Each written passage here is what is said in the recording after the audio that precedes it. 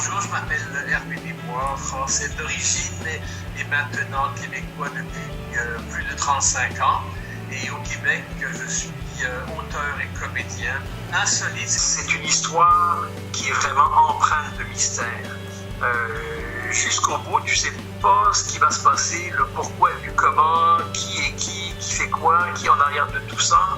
Donc c'est une histoire où le mystère est toujours présent. Il y a une tension qui est présente.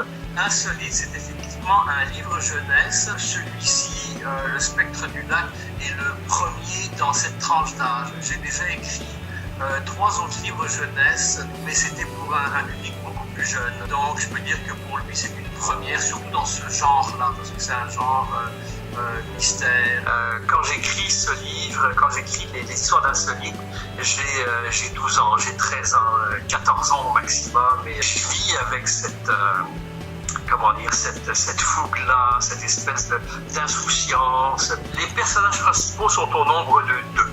Il y a une fille qui s'appelle Mégane, en fin de compte c'est le personnage principal, et son copain qui s'appelle Nicolas, qui, c'est drôle, c'est un petit Français, émigré au Québec. Donc il y a une espèce de petit mélange franco-québécois là-dedans. Et donc Mégane, c'est elle qui un jour découvre qu'elle est capable de voir ou d'entendre des choses que les autres ne peuvent pas entendre ou voir.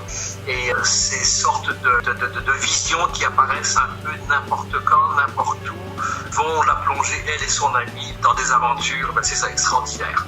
Alors, ce qui a inspiré cette histoire, disons que moi j'ai toujours aimé ce qui était mystérieux, et les choses un petit peu paranormales, ce qui sort de l'ordinaire.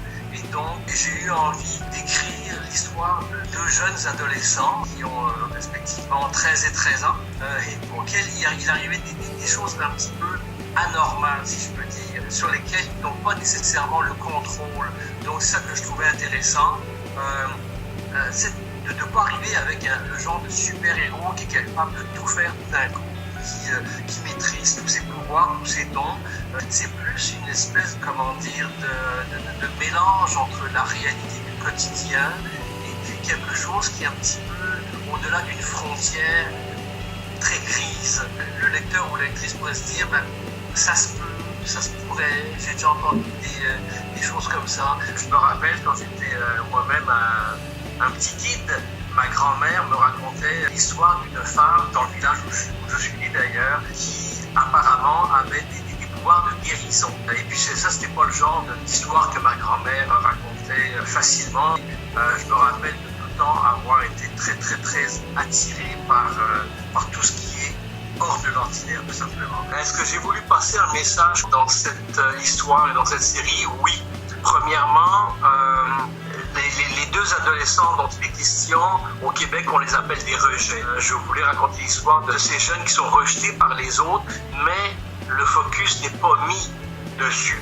On voit qu'ils le sont et c'est pas nécessairement le message principal. Parce qu'à travers ça, ils sont capables de passer à travers justement ce rejet des autres et de vivre leur vie de façon tout à fait positive et plaisante. Donc c'est l'autre message, c'est la persévérance, l'amitié qui amène au succès tout simplement. Quand j'ai su qu'Insolite, Le Spectre du Lac allait être sorti en France, j'ai vraiment été très très très très très content. Et c'est pour ça que je veux vraiment partager cette nouvelle. C'est une bonne nouvelle, ça se partage. Parce que c'est sûr que la France, c'est mon pays, c'est mes racines. Il y a une culture immortelle. Cette culture-là, elle m'habite. Et dans un sens, je suis très heureux de la partager avec tous mes amis québécois ici, mais en même temps, c'est quelque chose qui m'habite au plus profond de moi. Tu sais, mon enfance, elle est française. Mon adolescence est française. Le début de ma vie adulte est française. Bref, je suis très très content. Moi, je dirais bonjour et salut, parce qu'au Québec, on dit bonjour autant comme pour dire au revoir que pour dire bonjour. Bref, en tout cas, bonjour la France. Et puis bonjour à ma famille si jamais ils écoutent le reportage. Bye!